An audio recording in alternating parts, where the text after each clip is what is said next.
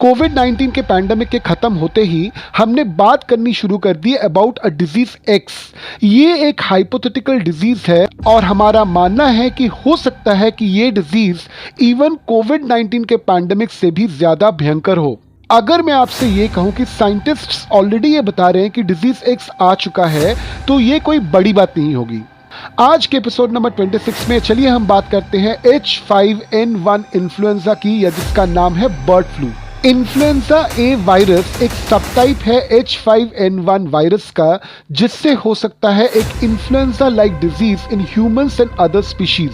अब H5N1 का एक पर्टिकुलर स्ट्रेन है जिसका नाम है HPA1A, जो कॉज करता है बर्ड फ्लू, या जिसको हम बोलते हैं एवियन इन्फ्लुएंजा।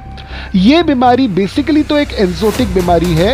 एंजोटिक का मतलब होता है ऐसी एक बीमारी जो कुछ बर्ड पॉपुलेशंस को एक स्पेसिफिक एरिया में होता है। H5N1 को फर्स्ट आइडेंटिफाई किया गया था इन 1996 इन ग्वांगडोंग, चाइना, जहां से ये बहुत ही जल्द एशिया, यूरोप और अफ्रीका में फैल गया।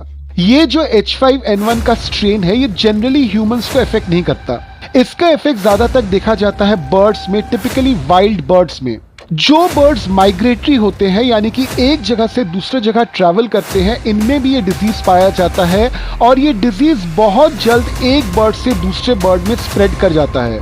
तो आज की तारीख में हम कह सकते हैं कि H5N1 का एग्जिस्टेंस जो है वो बर्ड्स में देखा जाता है, जनरली वाटरफॉल, यानी कि बर्ड्स जो पानी में रहते हैं, लाइक डक्स, गीज एंड स्वान, और साथ में पोल्ट्री बर्ड्स में। H5N1 का इन्फेक्शन बर्ड्स में इतना घातक होता है कि कुछ एक दिनों में ही बर्ड्स की जान चली जाती है। अगर किसी इन्फेक्टेड बर्ड का सलाइवा, नेसल सिक्रीशन, फीसेस या फिर ब्लड किसी दूसरे एनिमल के कांटेक्ट में आ जाए, तो आसानी से H5N1 का वायरस उस एनिमल तक पहुंच जाता है। यानी कि अगर बर्ड्स को ये इन्फेक्शन होता है तो वहां से ये इन्फेक्शन आसानी से किसी भी एनिमल में जा सकता है, खासकर आपके कैटल में, यानी कि आपके फार्म एनिमल्स में। अर्थ के सरफेस पे ऐसा कोई भी टेम्परेचर नहीं है जहां पे ये वायरस जीवित नहीं रह सकता। अब चूंकि ये वायरस ह्यूमंस को डायरेक्टली इफेक्ट नहीं करता, ह्यूमंस को डायरेक्टली इस वायरस से किसी भी तरह के पैंडेमिक की कोई आशंका नहीं थी, तो ह्यूमंस ने इस वायरस के अगेंस्ट कोई भी पैंडेमिक वैक्सीन आज तक तैयार नहीं की है। मगर हाँ, प्री पैंडेमिक वैक्सीन ऑब्वियसली हमारे पास हैं। जो नॉर्मल फ्लू के वैक्सीन से वही है हमारे प्री पैंडेमिक वैक्सीन। अगर हम recent cases of H5N1 infection की बात करें तो फरवरी 2022 में ह्यूमन इन्फेक्शंस रिपोर्ट किए गए थे इन कंबोडिया। 2022 में बहुत सारे बर्ड्स को ये इन्फेक्शन हुआ था इन अफ्रीका। एक मेजर एवियन इन्फ्लुएंजा का आउटब्रेक हुआ था 2022-23 में यूएस में। इनफैक्ट फरवरी 2022 में अंटार्कटिका में कुछ डेड बर्ड्स के बॉडी में इस वायरस का ट्रेस मिला था। 2003 से WHO ने कंटिन्यूअसली ह्यूमंस पे नजर रखी थी कि ह्यूमंस में इस वायरस का क्या इफेक्ट हो रहा है। अप्रैल 2023 में ये रिपोर्ट निकल के आया कि 2003 से 889 कंफर्म्ड ह्यूमन केसेस मिले हैं, जिनमें से 463 की डेथ हो चुकी है। यानी कि इस वायरस का मोर्टालिटी रेट काफी हाई है। कोविड-19 के तुलना में ये वायरस 100 गुना ज्यादा मोर्टालिटी रेट रखता है। तो ऑब्वियसली ये डेटा काफी डरा देने वाला है, जिसके वजह से WHO ने एज वेल एज हर एक देश के हेल्थ मिनिस्ट्री ने ये एडवाइजरी जारी की है कि इस तरह के केसेस को उस देश में ट्रैक किया जा सके। चूंकि ये वायरस दुनिया के किसी भी कोने से माइग्रेटरी बर्ड्स के जरिए दुनिया के किसी भी कोने में पहुंच सकता है, वहां के बर्ड्स को इफेक्ट कर सकता है, वहां के बर्ड्स के जरिए वहां के मैमल्स को, और मैमल्स के जरिए वहां के इंसानों को इफेक्ट कर सकता है, तो ये वायरस अगर अचानक से फैलना शुरू हो गया तो इसका स्प्रेड बहुत ज्यादा हो सकता है। तो किसी भी इंसान को अगर H5N1 इन्फेक्शन हुआ है, ये हमको पता कैसे चलेगा, यानी कि सिम्टम्स क्या होंगे। सिम्टम्स में आते हैं severe respiratory illness followed by high fever, cough, sore throat, difficulty in breathing and pneumonia. साथ में symptoms like diarrhoea and vomiting भी हो सकता है। अब चूंकि इस इन्फेक्शन का मोर्टालिटी रेट अराउंड 50% है, तो प्रॉम्प्ट मेडिकल ट्रीटमेंट की जरूरत पड़ेगी किसी भी इन्फेक्टेड इंसान को। चूंकि कोविड-19 के केस में हमने देख ही लिया है, प्लस हमको पता भी है कि किसी भी इन्फेक्शन को अवॉइड करने का बेस्ट रास्ता है प्रिकॉशन।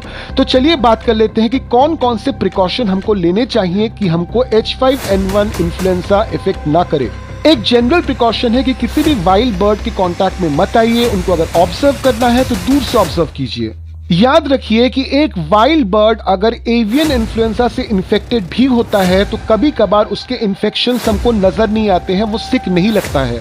इनफैक्ट अगर आपके घर में पोल्ट्री है या फिर आप किसी भी तरह से डोमेस्टिक बर्ड्स के बिजनेस में हो तो ट्राई कीजिए किसी भी तरह से अनप्रोटेक्टेड कांटेक्ट में आप उनके ना आ जाएं। जब भी आप पोल्ट्री बर्ड्स के कांटेक्ट में आ रहे हैं हमेशा ट्राई कीजिए मास्क पहनने का और साथ में आई प्रोटेक्शन यूज करने का। अपने आंखों को, नाक को और मुंह को डायरेक्टली अपने हाथों से मत छूइए, स्पेशली अगर आप किसी बर्ड के कांटेक्ट में आए हो। अपने हाथों को साबुन से अच्छी तरह से धोइए। अगर आप बर्ड्स के कांटेक्ट में आते हो तो जब आप अपने नॉर्मल लाइफ में वापस जा रहे हो इंश्योर कीजिए कि आपने अपने कपड़े बदल लिए हैं, अपने ग्लव्स और अपने मास्क को फेंक दिया है और अपने हाथ सोप एंड वाटर से धो लिया है। रिकमेंडेशन तो यह है कि हर इंसान जिसकी उम्र 6 महीने से ऊपर है उसको एक बार साल में सीजनल फ्लू वैक्सीन लेना चाहिए। अगर आपने देखा कि बहुत सारे बर्ड्स एक साथ बीमार पड़ गए हैं या फिर डेड हो गए हैं तो इमीडिएटली हेल्थ डिपार्टमेंट को इन्फॉर्म कीजिए। अगर आप पोल्ट्री के बिजनेस में हो तो इंश्योर कीजिए आपके पोल्ट्री को प्रॉपर वैक्सीनेशन दी गई है। किसी भी पोल्ट्री प्रोडक्ट को कंज्यूम करने से पहले, चाहे वो पोल्ट्री प्रोडक्ट चिकन हो या फिर एग हो, अच्छी तरह से उसको पका लीजिए। किसी भी तरह के अनकुक्ड या अंडरकुक्ड फूड को कंज्यूम मत कीजिए। और साथ में अगर आपकी तबीयत खराब लग रही है तो खुद से कोई भी मेडिकेशन ट्राई मत कीजिए, इमीडिएटली मेडिकल हेल्प लीजिए। कोविड-19 के एग्जाम्पल से ही हमने समझ लिया है कि डिजीज चाहे जितना भी भयंकर क्यों ना हो, अगर हम प्रॉपर प्रिकॉशंस लें, अगर हम प्रॉपर स्टेप्स लें तो उसको भी कंट्रोल किया जा सकता है। Indian Medical Association as well as Ministry of Health Government of India ने एडवाइजरी जारी की है कि हमको इस वक्त डरना नहीं है।